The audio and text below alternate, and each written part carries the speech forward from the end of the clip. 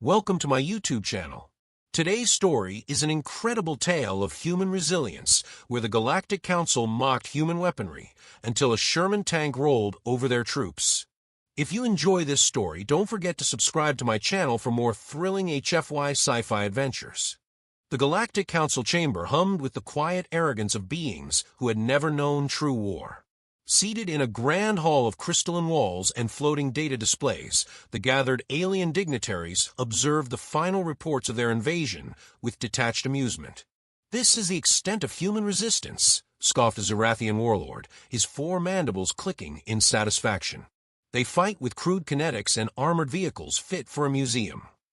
The display flickered, showing grainy footage of human forces retreating from a battlefield, their weapons flashing impotently against the Council's shimmering energy shields. Hover tanks loomed over burning city ruins, plasma cannons reducing concrete and steel to slag. The war had been decided before the first shot was fired. "Primitive," another delegate muttered. "Their species is already finished." But on Earth, deep in the Appalachian Mountains, a group of American soldiers prepared to prove them wrong. Major Jack Reynolds sat on an overturned ammo crate, scanning a tattered map spread across a steel table. His face was lined from years of combat, but his eyes remained sharp, unyielding. Around him, the remnants of his unit stood in the dimly lit bunker, waiting for orders. "We're out of time," Reynolds said. "Council forces are pushing toward our last strongholds. We need something, anything, to punch through their defenses."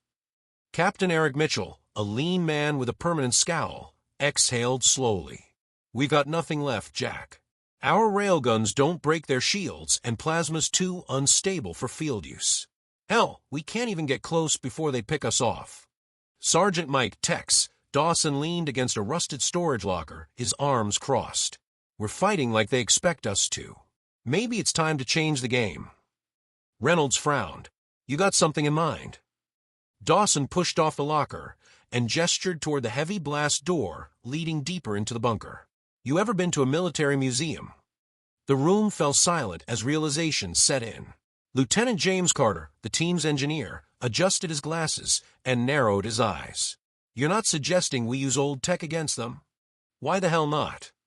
Dawson grinned. "Council shields are tuned for plasma. They never considered kinetic impact because they phased it out centuries ago. What if we hit M with something they never planned for?" Reynolds folded his arms, considering the idea. "What do we have?" Mitchell motioned for them to follow.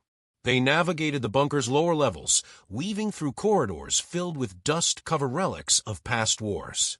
Rusted Humvees, disassembled jet engines, stacks of ammunition crates marked with faded U.S. insignias. Then they saw it. An M4 Sherman tank, covered in tarp and grime, but otherwise intact. Its olive-drab plating bore the scars of history, yet it stood resolute, a testament to an era when warfare relied on grit rather than guided targeting systems. Mitchell rested a hand on its cold steel. "Built to take a beating. Fires 75mm shells that don't give a damn about energy shields."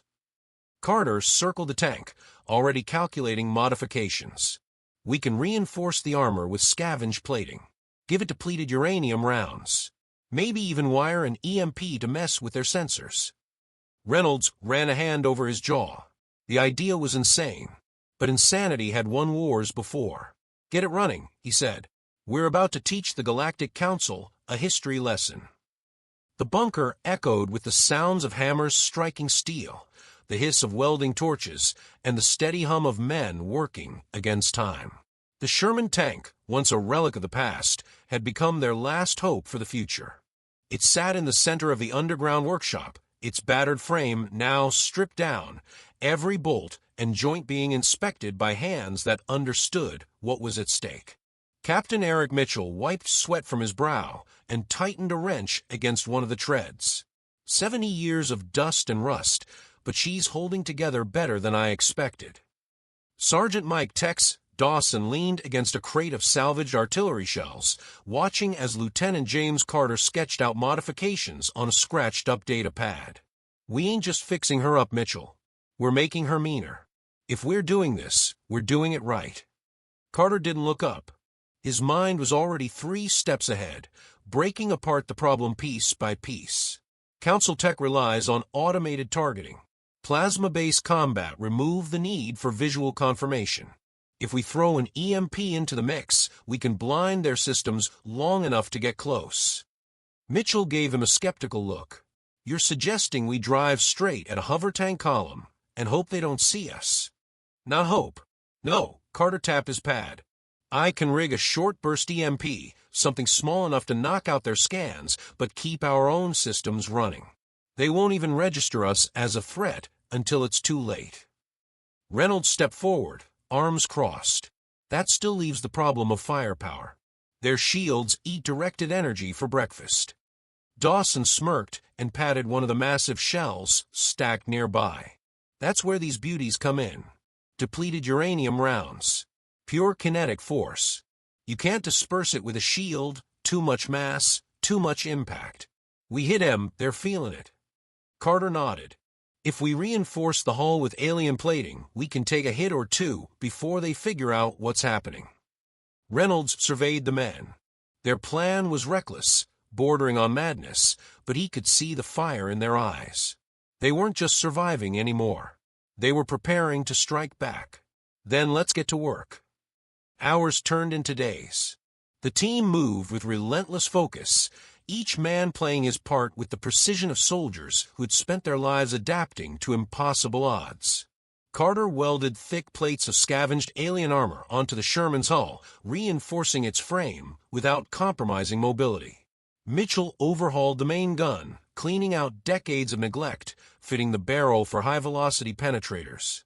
Dawson fine-tuned the targeting controls, stripping out anything that wasn't essential, ensuring the gunner had full manual control, no reliance on automated systems that could be jammed. The EMP device was the trickiest part. Carter built it from repurposed Council tech, a compact charge wired to detonate just before engagement. It would fry sensors within a 100-meter radius, reducing the enemy's advantage to nothing. One pulse, and the battlefield would belong to men willing to fight for it. As the final bolts were locked into place, Reynolds stepped back and studied their creation. The Sherman was no longer a museum piece. It was a war machine reborn, a hybrid of human resilience and stolen alien ingenuity. Mitchell exhaled and ran a hand over the hull. She's ready. Reynolds didn't take his eyes off the tank. He could feel it, the shift in momentum. The Council had crushed humanity because they had expected submission. But this was something they had never prepared for. Then it's time we show them what real war looks like. The ruins of New Washington smoldered beneath a darkened sky, the skeletal remains of buildings jutting upward like broken teeth. Alien hover tanks lined the streets, their sleek, curved hulls glowing with pulsing energy. Squads of Grad-Hawk shock troopers moved in formation, scanning for survivors, their reptilian forms glinting under the eerie light of their war machines. They had marched across Earth without resistance, reducing cities to rubble, leaving nothing but silence in their wake. That silence shattered with the first thunderous roar of the Sherman's main gun. A 75mm depleted uranium shell ripped through the air, slamming into the side of a hover tank with bone-breaking force. The alien armor, designed to withstand directed energy, crumpled beneath the kinetic impact. The explosion tore through the streets, sending shockwaves through the enemy ranks as the burning wreckage spiraled into the dust. From a command outpost overlooking the battlefield, a Grad-Hawk commander reeled back in shock. His mandibles clicked erratically as he studied the display. The humans had launched an attack, but not with missiles or drones. It was something else, something ancient. The Sherman roared forward, its treads grinding over shattered pavement, crushing debris beneath its reinforced weight. Reynolds stood inside the turret, gripping the hatch rim as the tank surged ahead. Mitchell gritted his teeth, adjusting his aim. Dawson hunched over the controls, keeping their speed erratic, making them a harder target. Carter watched the readouts, waiting for the right moment. A dozen alien weapons locked onto them, plasma barrels humming as they prepared to fire. Carter hit the EMP trigger. A silent pulse rippled outward, distorting the air like a heat wave.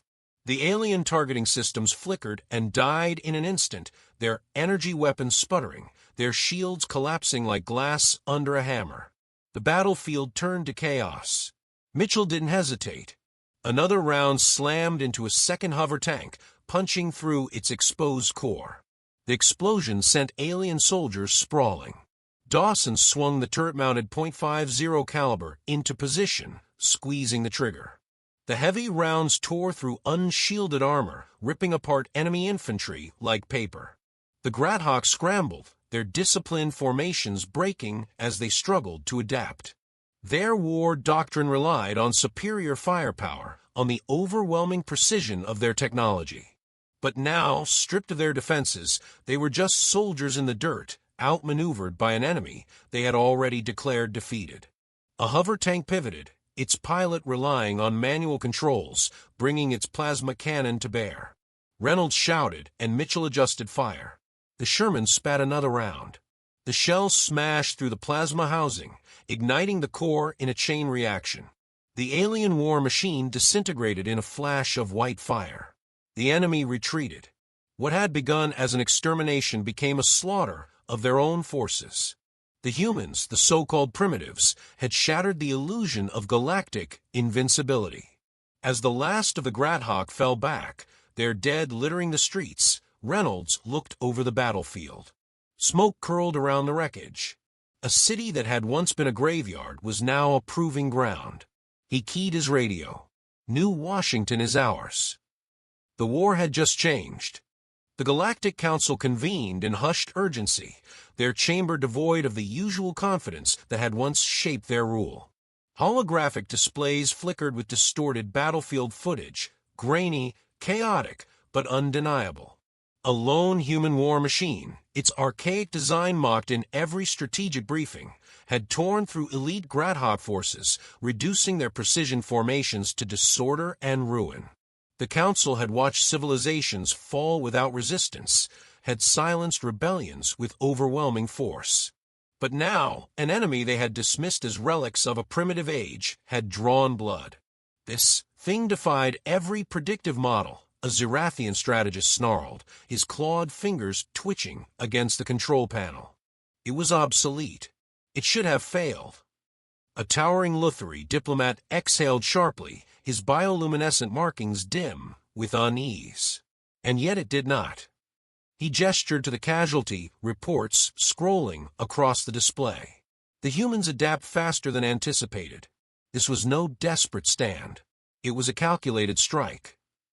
Another feed flickered to life, displaying intercepted human communications.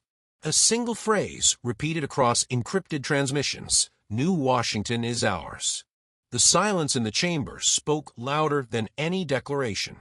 Across the galaxy, the shock rippled outward. Humanity had been meant to crumble under the weight of superior warfare. Instead, they had taken a city back. They had won. On Earth, beneath the battered skyline of New Washington, Reynolds stood atop the Sherman's turret, scanning the ruins with practiced eyes.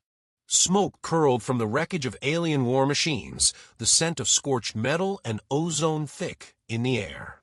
Around him, resistance fighters moved with renewed purpose, salvaging weapons, fortifying defenses. The impossible had been made real. Carter crouched beside an alien console, stripped from a downed command vehicle, his fingers flying across the interface. Council forces are regrouping. They're not retreating yet, but they're hesitating. He glanced up, eyes sharp. They're scared. Mitchell leaned against the tank, reloading his sidearm with deliberate ease. Let 'em be. Fear makes people stupid. He tapped the hull of the Sherman. We prove they can bleed. Now we show 'em we can hunt.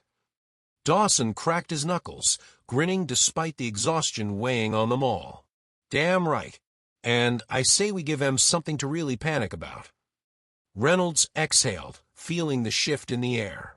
The Council had seen Earth as a battlefield already won. Now they would see it for what it had become, a proving ground for something far more dangerous.